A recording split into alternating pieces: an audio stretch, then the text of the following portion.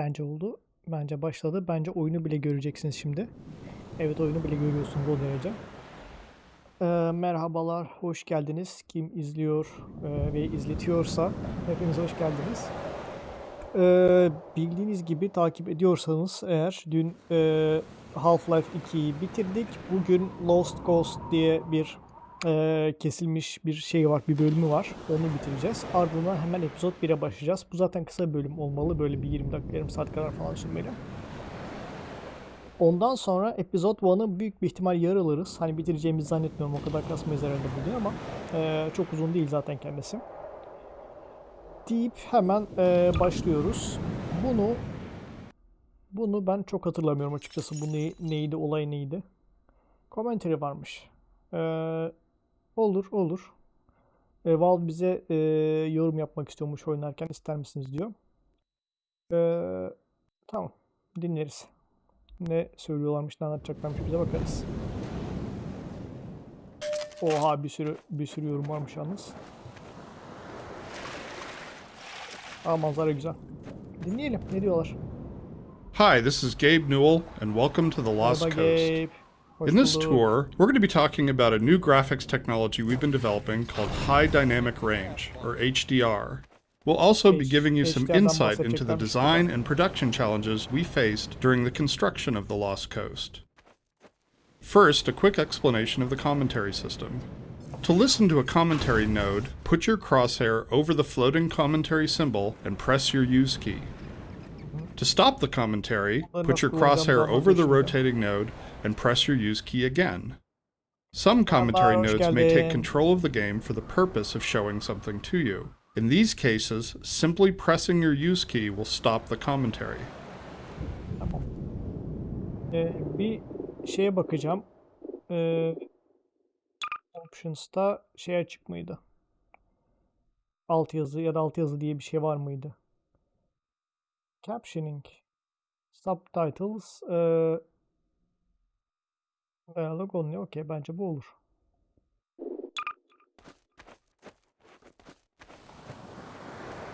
Bakalım ne anlatacaklar bize. When the art team started to think about a location that would demonstrate the power of HDR, a beach was one of the first choices we made. The visual relationship between the sky, the water, and the rocks is something we could not achieve without HDR. In order for high dynamic range to correctly simulate the light's interaction with the surfaces around you, like these wet rocks, we needed more precise information about the surfaces than we've had in the past. And now going forward, we're modeling textures in 3D packages to ensure that the physical information encoded in the texture allows HDR to correctly bounce light off the surface. We also designed the color. Bir saniye. Bir de zannediyorum ki oyunun sesi birazcık fazla. En azından bana çok fazla geliyor. Ben şuradan hemen kısabilecek miyim? Acaba şöyle. Böyle bayağı bir azaltayım. Size de daha az gelsin. Benim sesim olmasın. Ben de duyayım. Tamam. Oldu.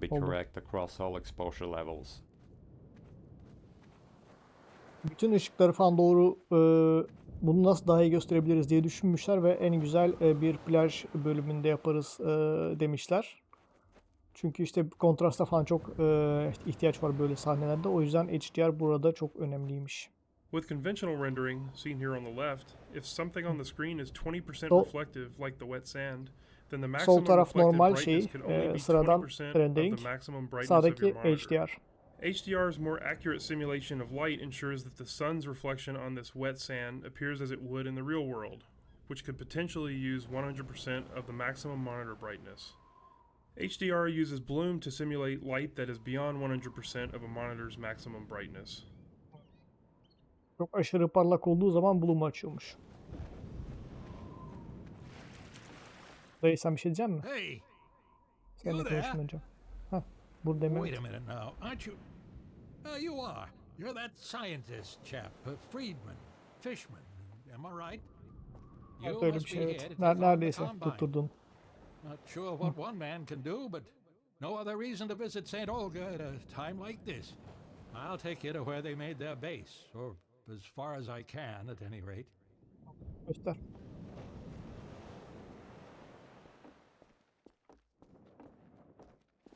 bana şu kapıyı açacak ama ben o arada dönüp bunu dinleyeceğim.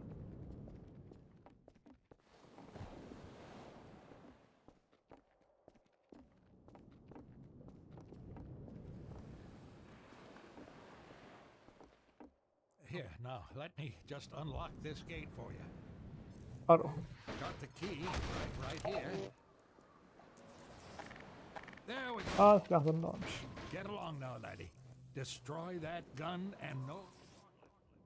Döveriz. Projelimiz yok. Siz ne The process diyeceksiniz? of building characters in Half-Life 2 taught us many things. By the end, we believed we'd figured out a more effective process for designing and constructing characters. This fisherman is the first character we built using that process. Design-wise, the fisherman was focused on showcasing HDR and the way light falls on human skin. The highlights on his forehead and nose are good Balıkçıya da examples of HDR'ın specularity on human skin.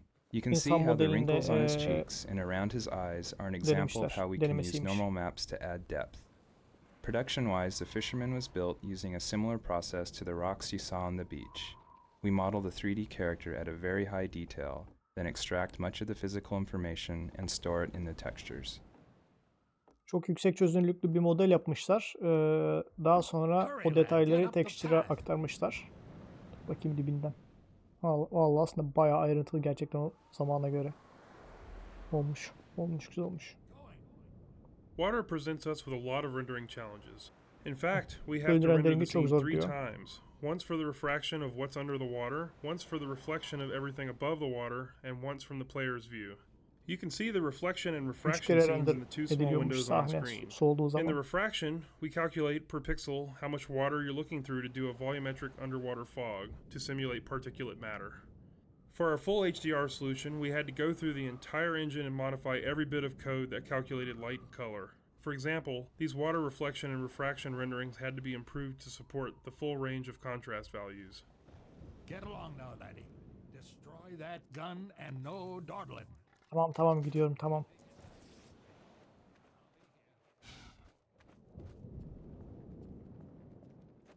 Biz hepsini hallederiz. Sen rahat ol dayı.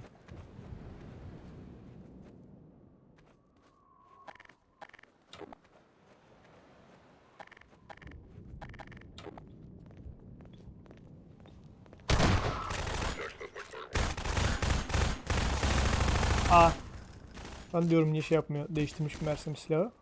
Shotgun yerine taramalı almış. Nereden sıkıyor bu? Yukarıdan bir yerden değil mi? Geliyor.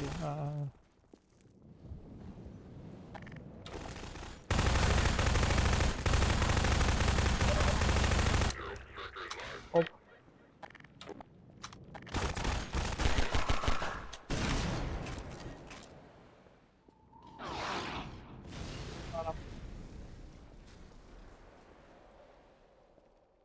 Yukarıdaki silahı zaten yok etmemiz gerekiyor. Tamam edelim. Ama önce kaynak. Şimdi şu karşıya zıplamamız lazım mı mutlaka? Çünkü orada bir konuşan balonu var. En azından. Bir gidelim bakalım. Hop. The area you're currently entering is called the Cliffside Arena. We were particularly happy with the vertical cliffside in Half-Life 1 and regretted that we didn't iterate further on that concept in Half-Life 2. Half-Life 1'deki Vertical space Cliffside'ı allows us to force the player to deal with threats yapmadıkları from için above pişman and below. olmuşlar. We find that players focus their view on the direction they're traveling, so by using a cliffside and having the player ascend it, we ensure that the player will look up and be prepared for enemies. If the player's path was to move past the bottom of the cliffside, it would be unlikely he would notice soldiers rappelling down from above. And dying from unknown threats never feels fair and certainly isn't fun.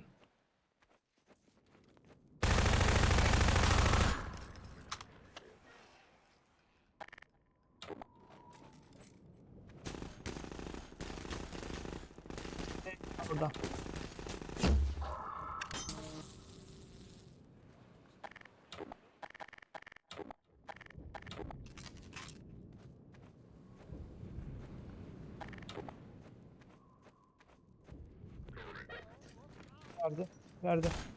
Nerede?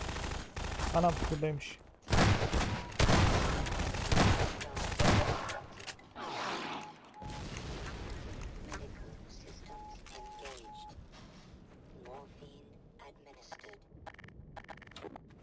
legal yol mu yani? Buradan mı gitmem gerekiyor? Başka bir bonus bir şey açamıyoruz mu? Aha nerede? Arkadan geliyor. Hayır, bomba atma bana.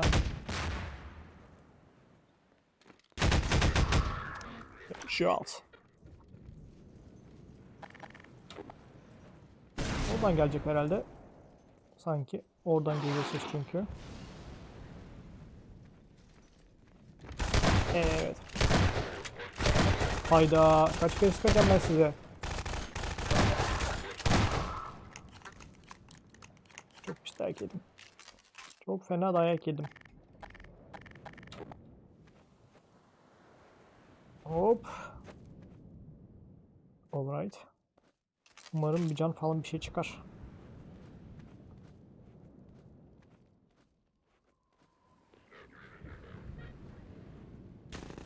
Ya arkadaş.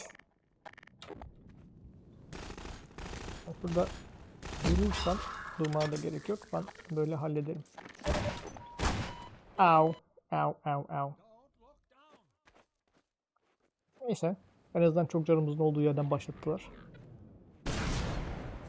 Ona da şükür. Wow.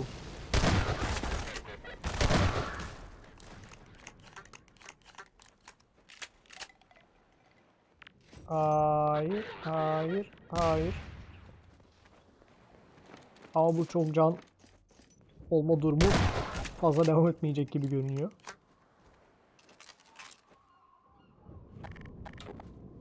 Tamam.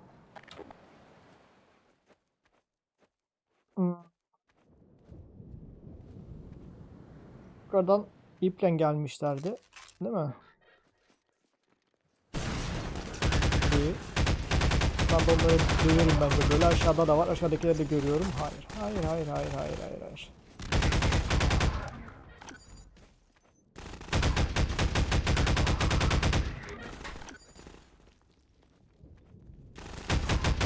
Şimdi soldan da gelecekler. Ona da hazır olmam gerekiyor.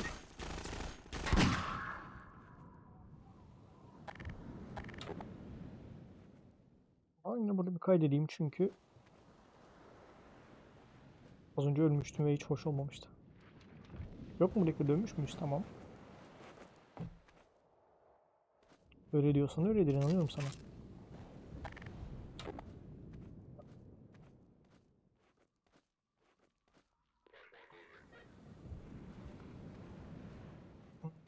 Ben aşağıdan geliyor değil mi sesler? Up. Bunların sesleri aynen şurada vardı. Oh, oh, oh, oh, oh, oh. Shotgun abi birazcık fena vuruyor. Ama ben ona oklan tekrar alırım yani. Okun alamayacağı bir şey yok neticede. Ups. Ok isabet ederse etti.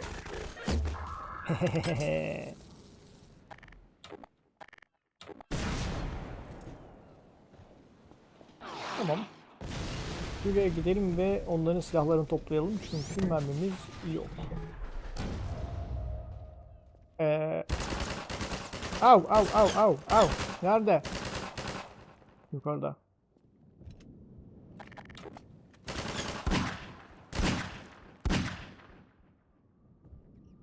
Görmesen orada hala. Son mermiyle dövdüm resmen. Burada tabii mermi yok bunun içinde ne yazık ki. Ve yine etraftan dolaşmamız gerekecek. Çünkü burası normalde buradan gelmem gerekiyordu ve burası böyle kırılacaktı ve tüh olmadı diye geri dönecektim. Anladım.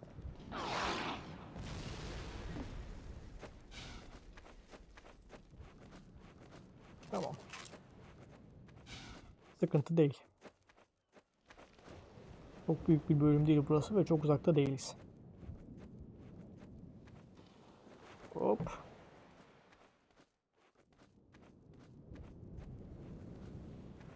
Ama sıkıntı olan bir şey var ki o da canım.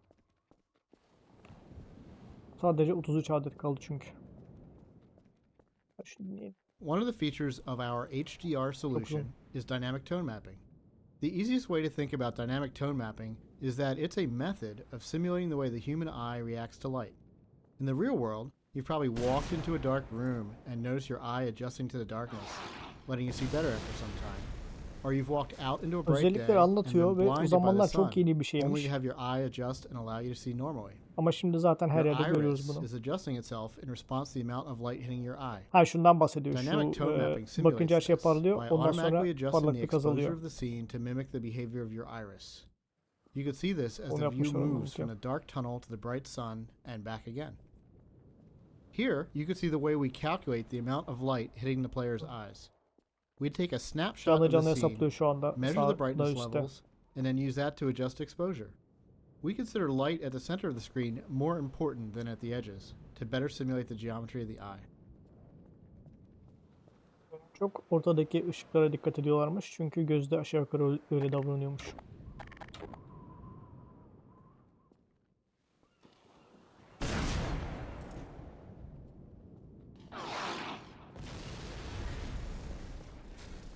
Aha. Yüzde. Yüzden fullmüş.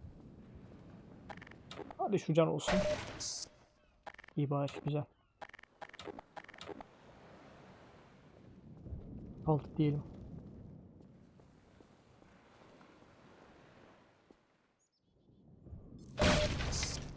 Oh, daha da güzel oldu. Çok süper oldu. Yine F6.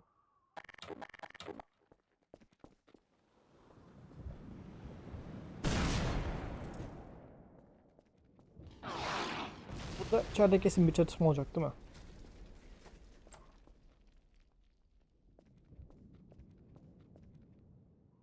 Henüz olmadı. Güzel. Tamam. The courtyard in Dinleyelim front of diyecekmiş. you is a space we call an arena. Arenas are Buraya built to arena hold the player diyorlarmış. for a period of time and usually contain combat or some other challenge. Evet, They aynen often dediğim have şey multiple yapmışlar. entry points for enemies, along with a gate of some kind to prevent the player moving on until the challenge has been completed. In this case, the arena is free of enemies until the player solves a puzzle and triggers an alarm. This is a method that allows the player to explore the arena and get a sense of its space before being forced to fight in it. It adds a sense of uneasiness to the player who's expecting to be attacked now that they've reached the goal set for them at the start of the map. The break in the action here is also a crucial part of the level's pacing. It allows the player to recover and explore the world a little after being attacked on the way up the cliffside. Okey, şimdi burada azıcık bir relax ol. Ondan sonra puzzle'ı çözüp alarmı açtığın zaman üstüne dalga dalga düşman gelecek diyor.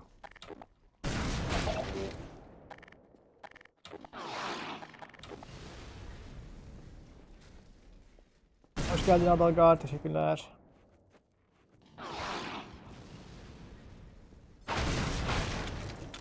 Ah, tamam. Adamın dediği gibi şey yapalım bir biz.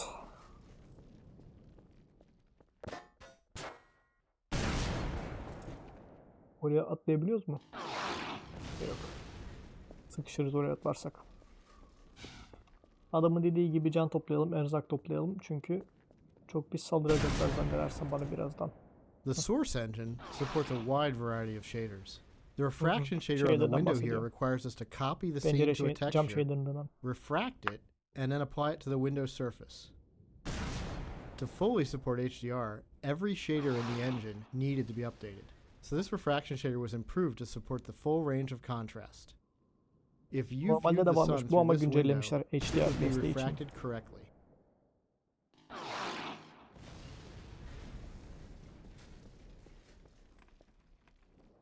%91.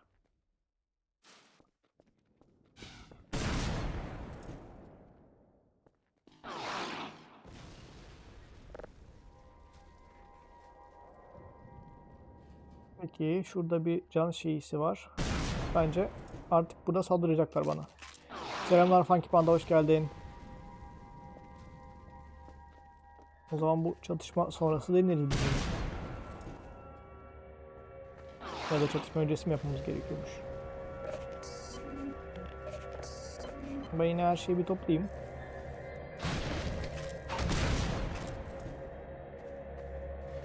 Ondan sonra şurada enerji de varmış.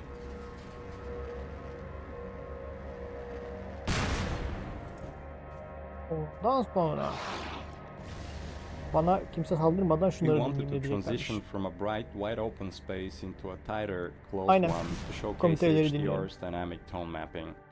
We also like to focus on contrasting elements in our settings like ancient human architecture and futuristic combine technology. A monastery kontrast fit çok these hoşumuza gidiyor requirements diyor. perfectly. Monasteries are generally isolated, unlit, and teknoloji built falan ve ages şey. ago. They provide a great backdrop for the contrasting Eski combine kilise. technology. When we build fictional settings, we try to ground them by basing them off a real-world location. We use this location as a design constraint that forces a logical consistency behind the art choices. Gerçek dünyadan almışlar bunu ve hani öyle yapınca birazcık daha kendimizi dizginliyoruz. Daha mantıklı, daha makul bölümler ortaya çıkıyor diyor. Churches are great dramatic spaces. They're often lit naturally with Kilise extremes çok of dramatik diyor. darkness and brightness, which makes them a great showcase for HDR. Gothic churches are the sober monochromatic spaces that you've seen in almost every horror movie or game. Byzantine churches, on the other hand, are very colorful and have a large variety of materials. We wanted Özellikle that Bizans color and material kiliseleri variety to show çok off renkli our oluyor. Onlar HDR çok uygun reflections. oluyor diyor. HDR yansımalarını çok güzel gösteriyorlar diyor. Our games are filled with things we call gates, which are essentially just challenges that the player must overcome to drive the experience forward. We used a puzzle here since the player has been through combat and exploration recently. When we design challenges, we try to ensure that the player's goal and the action required by the player are both fun. It's not hard to create interesting goals for the player, like stopping this machine from shelling the nearby village, but the action required by the player to solve the challenge needs to be fun as well. So instead of something menial, such as hitting an off switch, the player gets to use physics to jam the gun's mechanism and cause it to break. O mekanizmayı sıkıştırmamız gerekiyor diyor. Bir şekilde bozmamız lazımmış. O da herhalde araya bir şey sıkıştırarak yapacağız diye tahmin ediyorum. Sıkıştıramadım.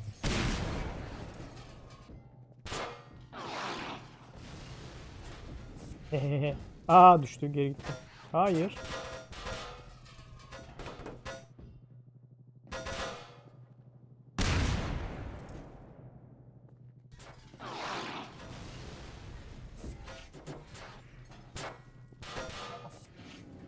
Girdi mi içine? Girdi. Heh. Bozulacak mı şimdi? Aha bozuldu. Şimdi alarm. Şimdi kapışacağız. Ya da çıkışta kapışacağız. Patlayacak mı bunlar? Hayvanlar. Hayvanlar geliyor.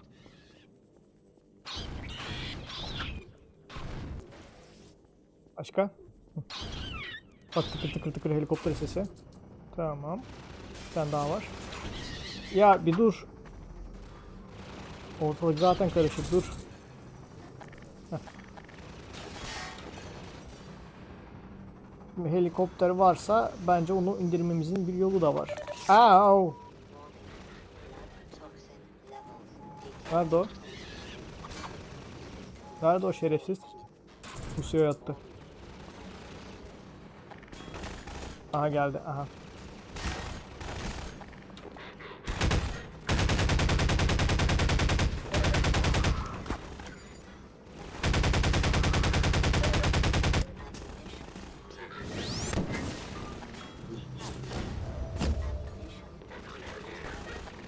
Olmadı, mermilerim bitiyor, her şey mermisi bitiyor. Sen gelme, nereye geliyorsun hayvan?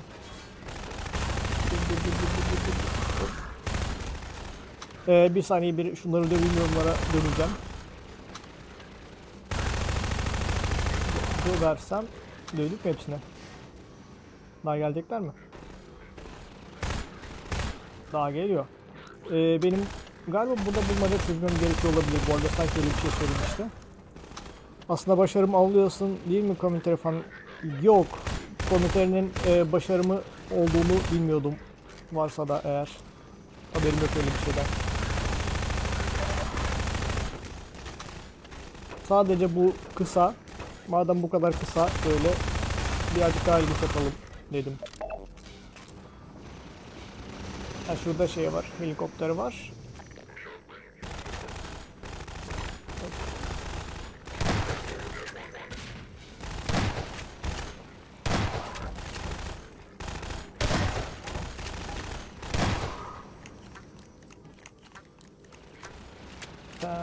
Tamam. Hop. Gördüm seni gördüm.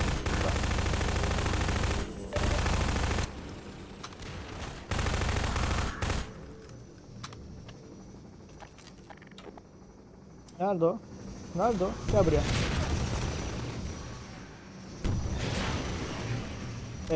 Niye vuramadık bunu? Vuramıyoruz mu?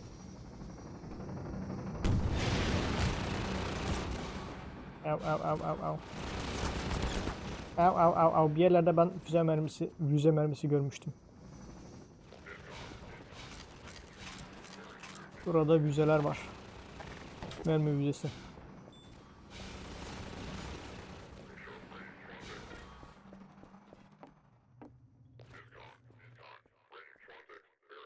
Ya ne ya? Gelme bin. Neredesin? Hayda. Sen nereden çıktın? Helikopter gitti mi? Ha yukarıda varmış. He şuradasınız.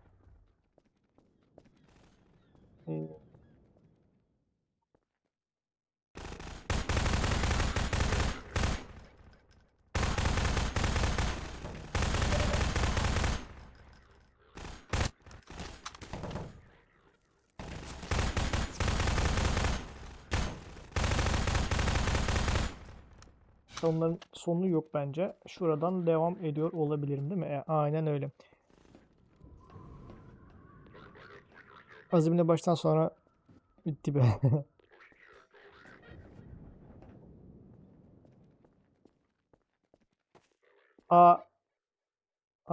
Lise arkadan gelmişim. Okey dur.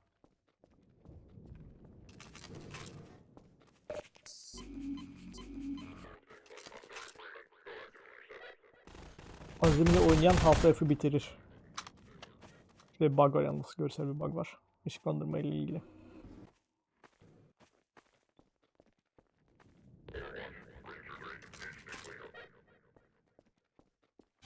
Ama neyse. Bence şuradan git. Tamam ya buradan gidiyormuşum. Oh. Şimdi helikopterle ilgili yorumlarını da okuruz birazdan. Vurdu. Ama artık ölmelisin. Artık ölmelisin bence.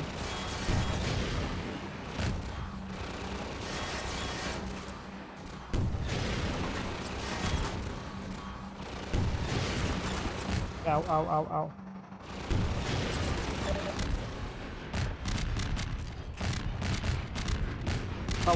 Tamam öldü tamam sıkıntı yok. Kardeşim aynen.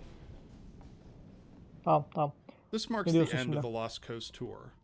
This has been an experiment Burası on our boss part fight'mış. to see if our community would find it interesting to learn more about our development process. As always, we're interested in your feedback. I can be reached at gaben, Gaben, at valvesoftware.com. If people like this, we'll keep producing this kind of content for all of our games going forward. Thanks for listening.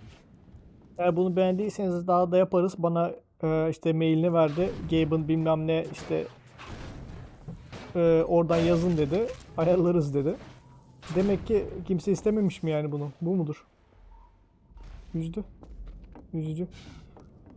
Ben çünkü beğendim. Keşke olsaymış daha fazla. Tamam. Şimdi madem böyle oyunu kapatıyorum ve hemen şimdi birazdan Episode 1'ı açacağım. Bir yere kaybolmayın.